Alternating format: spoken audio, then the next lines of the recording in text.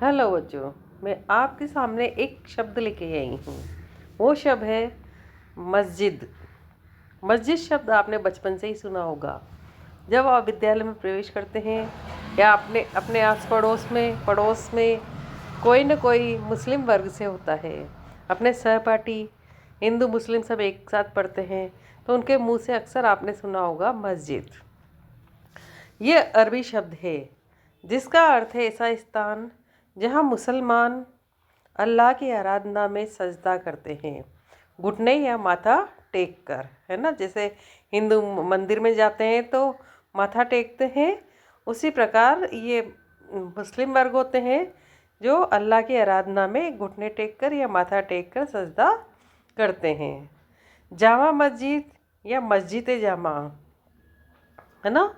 जामा मस्जिद या मस्जिद जामी वह मस्जिद होती है जहाँ अनेक मुसलमान एकत्र होकर साथ साथ नमाज पढ़ते हैं, है ना।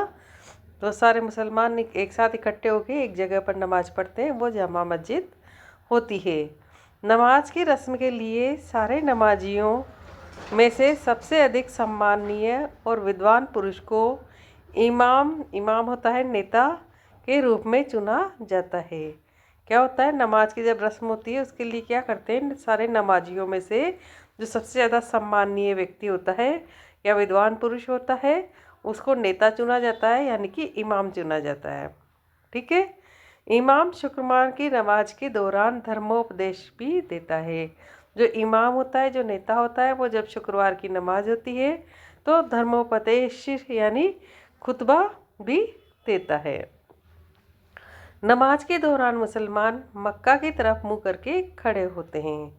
क्या करते हैं, जब मुसलमान नमाज पढ़ते हैं तो उनका मुंह किधर होता है, जिधर मक्का है, मक्का मदीना ऐसे नाम सुना होगा आपने, है ना। तो मक्का जहाँ पर है उधर की तरफ मुंह करके वो खड़े होते हैं। और भारत में मक्का पश्चिम की ओर पड़ता है। भारत में मक्का किधर पड़ता है, पश्चिम दिशा की ओर। मक्का की ओर की दिशा को किबला कहा जाता है।